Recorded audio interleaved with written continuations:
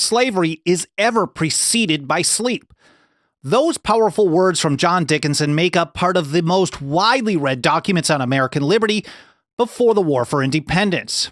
And on this episode, I'll uncover 4 essential and almost totally forgotten and ignored principles that fueled the American Revolution. Things like division of power, the danger of precedent, the right to resist, and more. And they're all drawn from John Dickinson's incredibly influential Letters from a Farmer in Pennsylvania, first published on December 2nd, 1767. Almost no one teaches about this today. It's almost totally forgotten and ignored, and I think after hearing a little bit of what he had to say, you'll agree with me that these are principles that we can't afford to ignore any longer.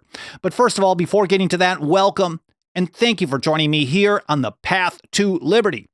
My name is Michael Bolden with the 10th Amendment Center, and this is the show for Wednesday, December 4th, 2024. Let's kick it off with a little background. Here from a new article we just published this week by Mike Meharry.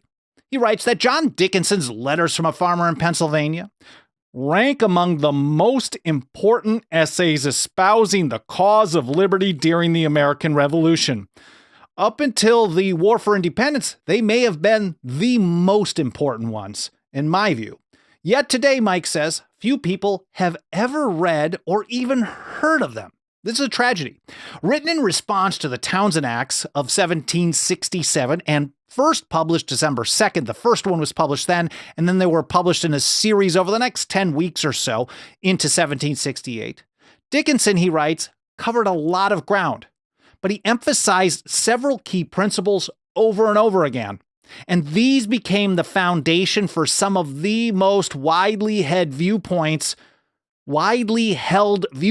of the American Revolution. And because they were printed all over the place, the impact of the letters, Mike writes, was wide-ranging.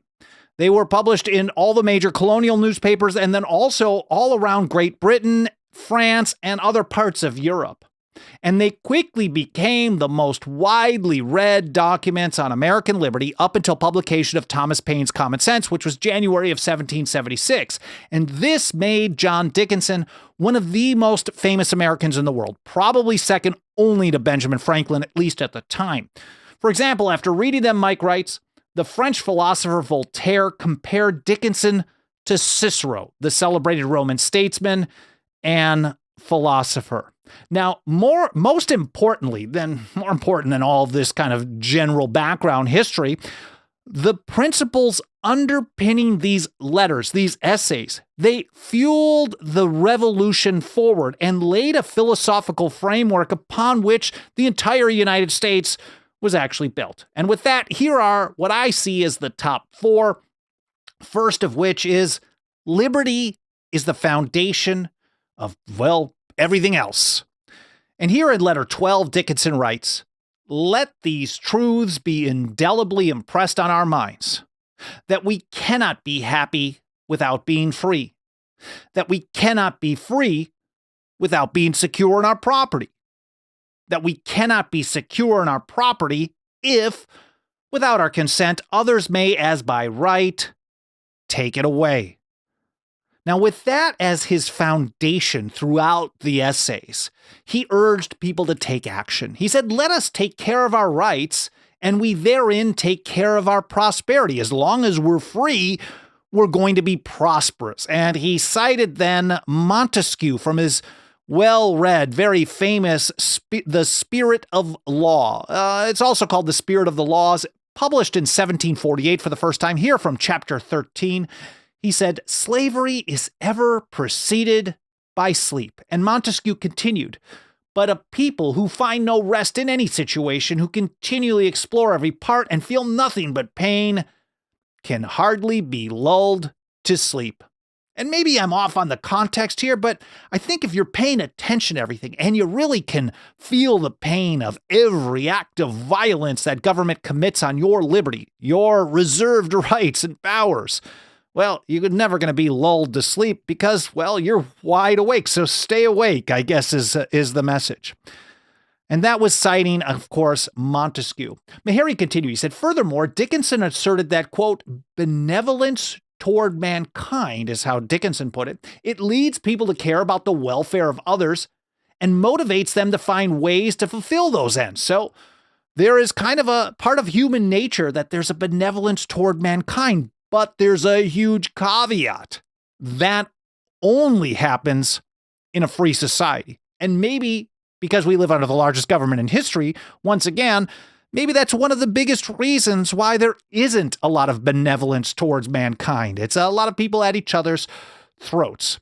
And so that brings me towards, the quote actually I wanted to get to from this as well. Dickinson said, "These can be found in liberty only, and therefore her sacred cause ought to be espoused by every man on every occasion to the utmost of his power." So the first one, or number 4, if we're doing a countdown, is liberty is the foundation of everything else. Next up, number 3, is division of power, what we'd often call federalism, a system of federalism today. Harry puts it like this: while Dickinson never used the term federalism in his letters, the principle is evident throughout the essays in his appeal to separation of powers. As the lead drafter of the Articles of Confederation, a very prominent framer in the Philadelphia Convention of the Constitution, an advocate for it, writing as Fabius, a series of essays in support of ratification. He was an expert on federalism. Everyone understood this, or division or separation of powers. And Meharry says Dickinson argued that from the beginning, political power was divided between the colonies and the mother country. For instance, Parliament was invested with certain general powers, such as regulating external commerce. And this is kind of a precursor to the system that they created under both the Articles and the Constitution. That is, a general government with very limited delegated powers and everything else reserved to the people of the several states, or here, the people of the colonies. Now, some people claimed that the Townshend Act was nothing to get all crazy about. The duties under the Townshend Act was no big deal. It was nothing like the Stamp Act, and the reason being was one of them, the Stamp Act, was about internal taxation, and that crossed the line in the sand of the unwritten British Constitution of reserved powers of the people of the colonies. And the Townshend duties were no problem because it was external trade and they could tax or do whatever the heck they wanted. But Dickinson flat out rejected this argument. And here in his 4th letter, he said, "There is, say these objectors, a material difference between the Stamp Act and the late Act, the Townshend Acts, for laying a duty on paper that justifies the conduct of those who oppose the former, the Stamp Act, and yet are willing to submit to the latter, the Townshend Acts. The duties imposed by the Stamp Act," again citing his opponents, "were internal taxes, but the present are external, and therefore the Parliament may have a right to impose them. So they can regulate external trade, and regulate also includes tax, doesn't it? No, absolutely not." And that's how Dickinson put it. He said, "To this I answer, with a total denial of the power of Parliament to lay upon these colonies any tax whatever." And then from here, Dickinson then cited the Declaration of Rights and Resolves. This is the resolutions of the Stamp Act Congress, October 19th, 1765. He's the main guy who wrote those as well. And here in the Letters from a Farmer in Pennsylvania, he called those declarations, at least up until that point, the American Bill of Rights. The resolutions of the Stamp Act Congress was the American Bill of Rights. And here, for example, the 5th resolve, that the only representatives of the people of these colonies are persons chosen therein by themselves, and that no taxes, none, not just internal, no taxes ever have been or can be constitutionally imposed on them but by their respective legislatures. This is really kind of a precursor to the constitutional system, both under the Articles of Confederation and the Constitution for these United States, and of course, the latter, which was reaffirmed by the 10th Amendment, that there is a line in the sand and they don't have the authority to constitutionally impose upon the people of the states, or back then the colonies, any taxes whatsoever. So this was a very, very strict line in the sand, even though it was an unwritten British Constitution. This is part of the reason they were motivated to put these constitutions down on paper. And here in letter 2, he asks a question like, if they can do this, what's going to stop them from doing much more? He said, "What is the difference in substance and right? whether the same sum is raised upon us by the rates mentioned in the Stamp Act on the use of paper or by these duties on the importation of it. They're still taxing the same product. They're either taxing one when you decide to use it or before you even get it. Either way, he said, it is only the addition of a former book, shifting a sentence from the end to the beginning. And the sentence being, of course, the taxation, either on the final end-use product or the end use of that product, or the beginning, the transportation, the mere bringing of it over, whether you purchase it or not. This, he said, was an innovation, and a most dangerous innovation. That is a shifting of the British Constitution. Thus, even though it was unwritten, this is basically like a living, breathing Constitution approach, and it was a big part of the principles of the American Revolution, why they resisted, what led to the War for Independence. And here he continued. He said, "Here then, my dear countrymen, rouse yourselves and behold the ruin hanging over your heads. Even a tiny duty, external taxation, something that wasn't even expected to raise much money, wasn't going to inconvenience people much at all, was ruin hanging over their heads." This is going to lead to our next one here in just a moment. He said, "If you once admit that they may lay duties upon, that the British may lay duties upon our exportations to us for the purpose of levying money on us only, she then will have nothing to do but to lay those duties on the articles which she prohibits us to manufacture. And the tragedy of American liberty is finished." Man, that is powerful stuff. And that brings us, of course, to the next one. Number 2, the danger of precedent. Once you establish a precedent, no matter how small, it's always going to be used to expand power. And Meharry discusses this as well. Some argued that the British imposition of taxes wasn't all that bad. After all, they weren't burdensome levies. And citing the Roman historian Tacitus, Dickinson insisted that wasn't the point. When they violate the limits of their power, they usurp power, they steal power, they're invading the rights and liberties of the people. When they're doing that, the amount that they do is not the issue. And Dickinson later here in just a moment, he actually thinks it's more dangerous on the smaller ones. And we'll get to that in just a moment. The issue is a violation of the Constitution, because once you give them a precedent to do something, they're going to do more and more and more and more. They will never stop. Meharry continues, "Even if the imposition, the duties, was small, the precedent would lead to more and more usurpation of power." And here's how Dickinson put it in letter number 6.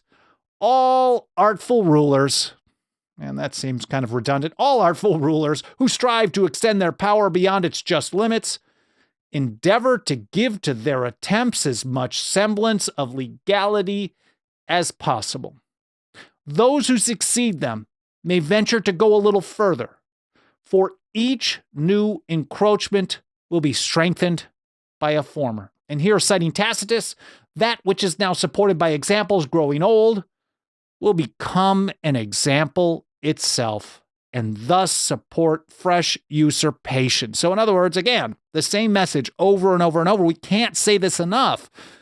Every precedent you give to government, or you allow to government, by not stopping government from doing the things that government isn't supposed to do in the first place, or waiting for government to stop doing the things it was never authorized to do in the first place, is going to set the precedent for fresh usurpations in the future. And Dickinson said, "A free people, therefore, can never be too quick in observing, nor too firm in opposing the beginnings of alteration, either in form or reality, respecting institutions formed for their security." TLDR, the quick version is, you can never be too quick to notice that they're doing stuff they're not supposed to do. You can never be too loud in pointing it out, and you can never be too strong in opposing it. It's essential for freedom. And here again, Dickinson actually even rejected the idea that the precedent wasn't too much to be concerned about, because it was just a small usurpation of power. And he thinks that this is the most dangerous situation. Some persons, he writes, may think this act of no consequence because the duties are so small. A fatal error. That is the very circumstance most alarming to me.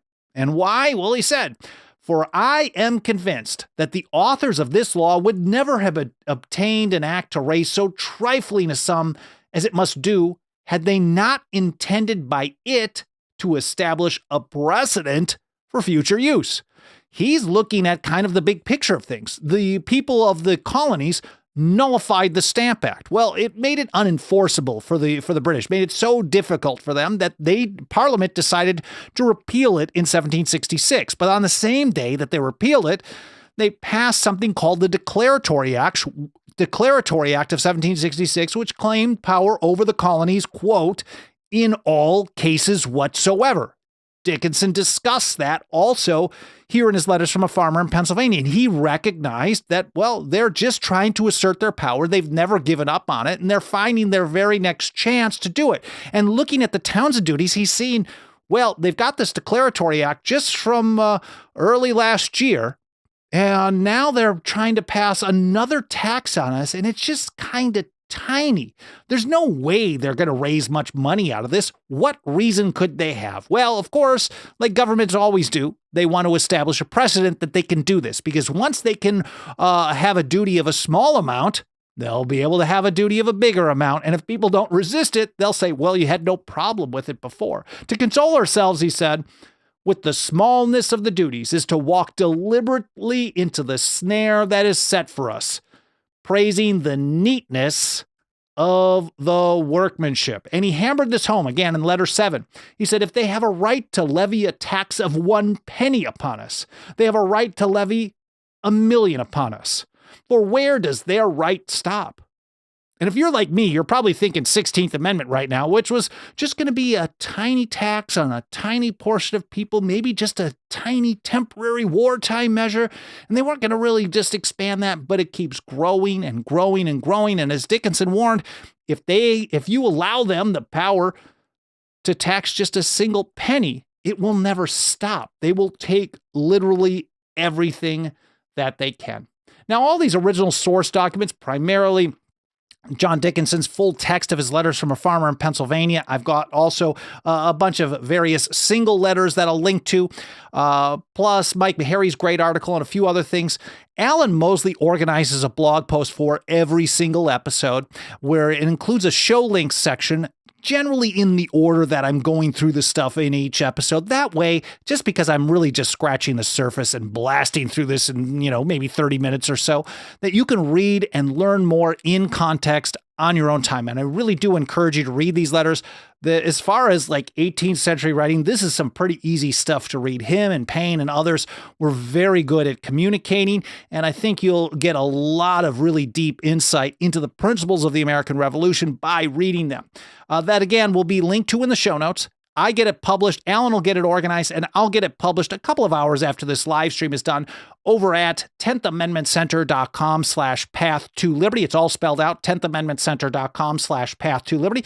And I should also point out that, there's a bunch of other platforms that we're on over there. So if we happen to be missing from one of your favorite ones at some point, you'll be able to find us elsewhere. Of course, we live stream on the mainstream ones like YouTube and X and LinkedIn and Twitch and Facebook. We also live stream over on a couple of great platforms, Odyssey.com and Rumble.com. I'm very grateful that they exist.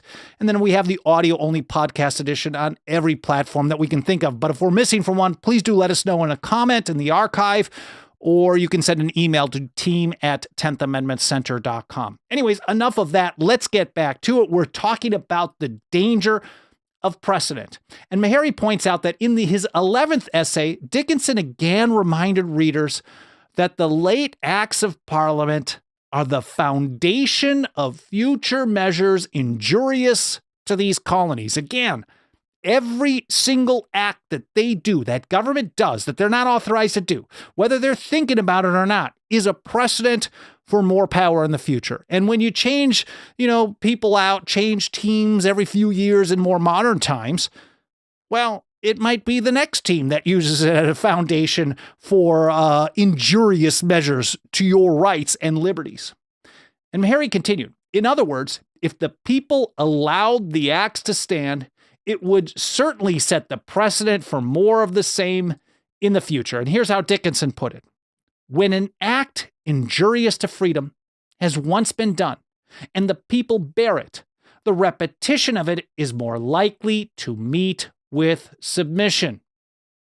And Dickinson continued, for as the mischief of the one was found to be tolerable, they will hope that of the second will prove so too, and they will not regard the infamy of the last, because they are stained with that of the first. Man, that is messy. Anyways, Dickinson continued, for as violations of the rights of the governed are commonly not only specious, but small at the beginning. Again, hitting on this idea that small violations of your rights, small acts, small violations of the limits of the Constitution happen much more often than the big ones.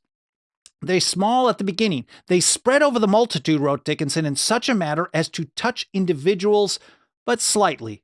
Thus, they are disregarded.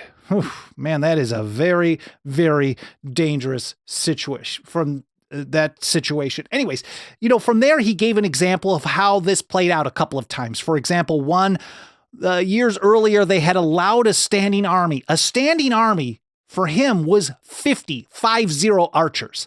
And over time, because they allowed them 50 archers, it created a precedent that expanded to more than 70 regiments in the years to come. And he continued with this. From these reflections, I conclude that every free state should incessantly watch and instantly take alarm on any addition being made to the power exercised over them. Innumerable instances might be produced to show from what slight beginnings the most extensive consequences have flowed. And that was where he went into his example about 50 archers called yeomen of the guard. And that ended up as more than 70 regiments pretty quickly. Meharry continued. He said he underscored this same message using a history lesson. Spain, Dickinson wrote, was once free. Its governance was similar to that of the colonies, Mike points out, and no money could be raised without the people's consent. But, as Dickinson pointed out, there was a war at the time. It was a war against the Moors, and it required funding. And so the king got some funding for it, but he was concerned that it wasn't going to be enough, and there might be a situation where the representatives of the people, the Cortes, their version of the parliament, wasn't in session, and he wasn't going to be able to raise money. So the king asked, quote, that he might be allowed for that emergency only, to raise more money without assembling the Cortes. For that emergency only. We've heard about emergency powers, well, at least for many, many years around here, and emergency powers always come back as being more and more and more. And so this was a lesson that he got, or that he gave about Spain. So the king asked for this single emergency to be able to raise money without following the system, assembling the representatives of the people. And Dickinson pointed out that the request was violently opposed by the best and wisest men in the assembly. It was, however, complied with by the votes of a majority.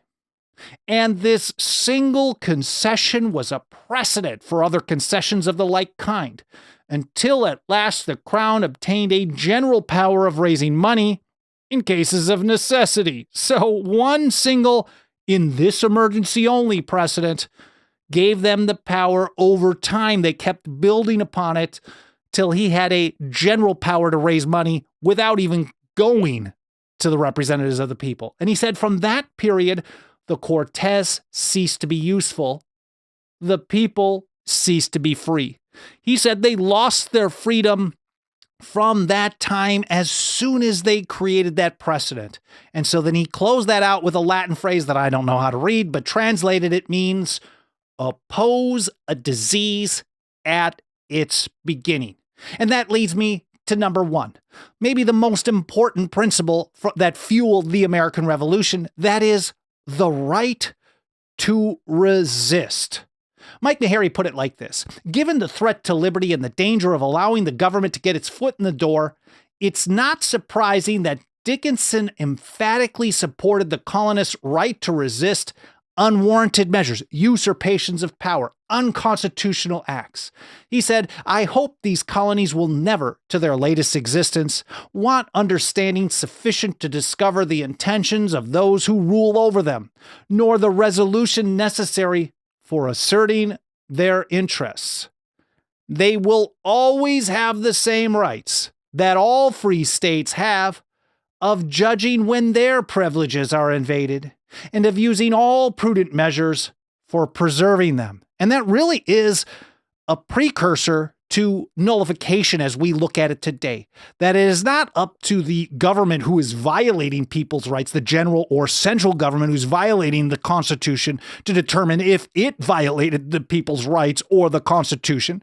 It's up to the free states, the people of those states, to make that determination whether the central or general government agrees with them or not. Dickinson continued, but when these officers, through rashness or design, talking about government agents, desire to enlarge their authority beyond its due limits and expect improper concessions to be made to them from regard for the employments they bear. So the argument, the short version is, the argument is, well, these people work for government. They are owed obedience. And Dickinson said, yeah, when they're following the rules, okay, yeah, it's kind of our duty to go along with what they're saying. But anytime they go beyond their limits, and that's happening constantly, he said their attempts should be considered as equal injuries to the crown and people, and should be courageously and constantly opposed. Not once in a while, and not taking the safe route, the safest route possible. Courageously and constantly oppose. He said to suffer our ideas to be confounded by names on such occasions would certainly be an inexcusable weakness.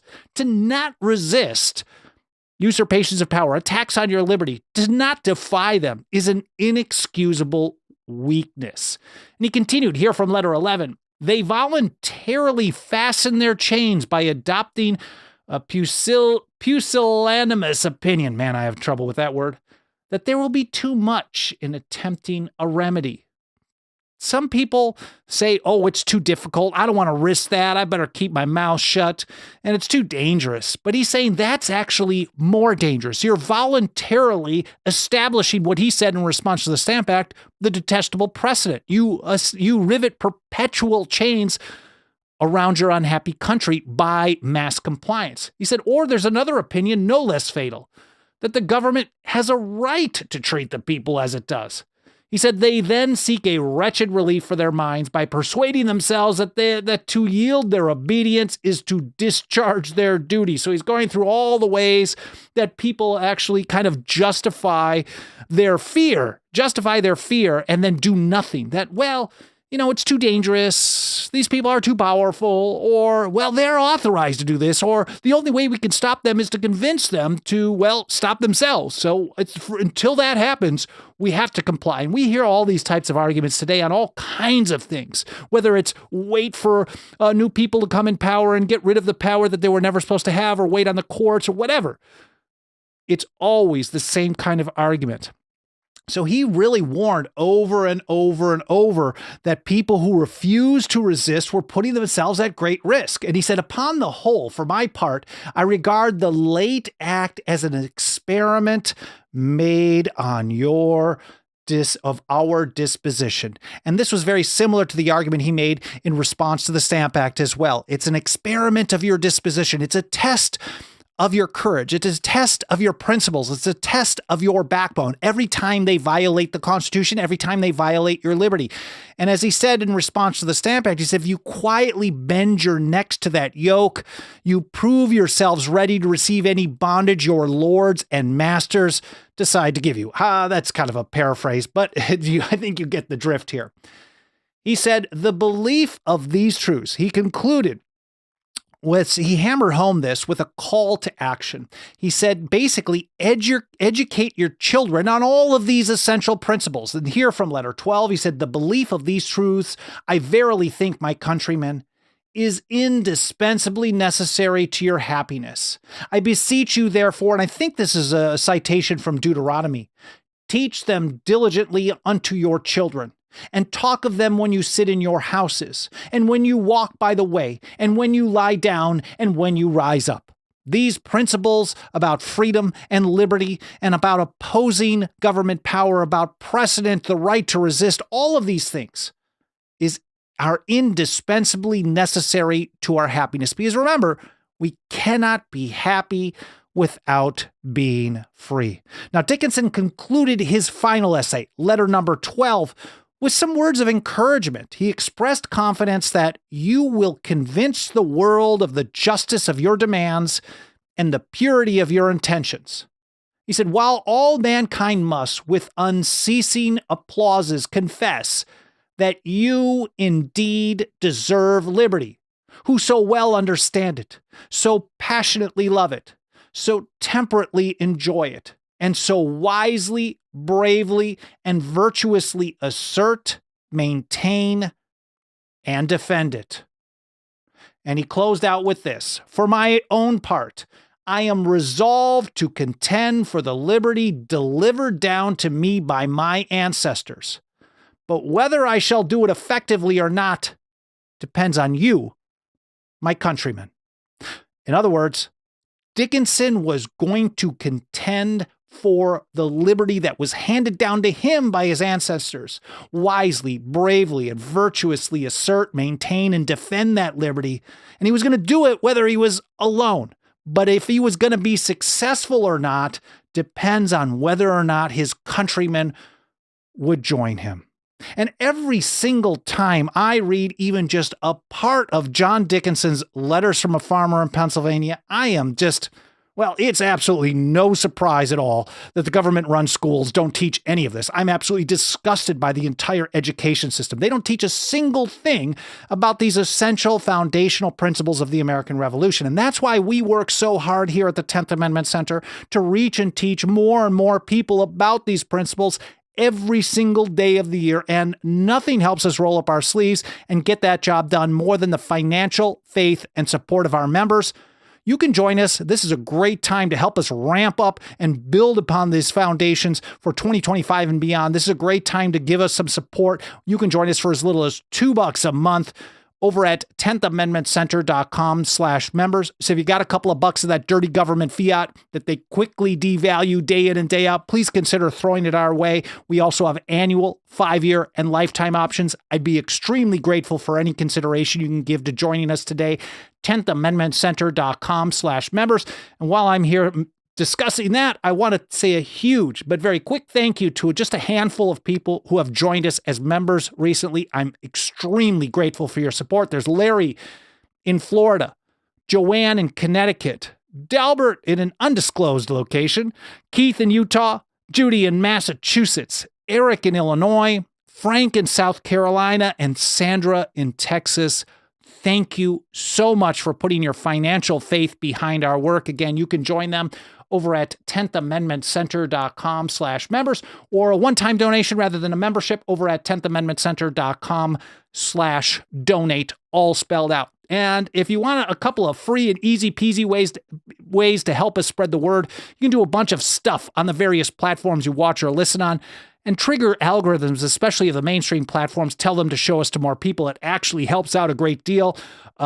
Hitting the like button, leaving reviews on Apple Podcasts or any other podcast platform, comments, especially in the archives, sharing links, getting notifications, subscribing, all that stuff really helps out a great deal. Again, I really appreciate you being here. I hope you enjoyed this episode. I hope it made you think. I hope you learned something that's more important than anything. And I hope to see you next time here on the path to liberty.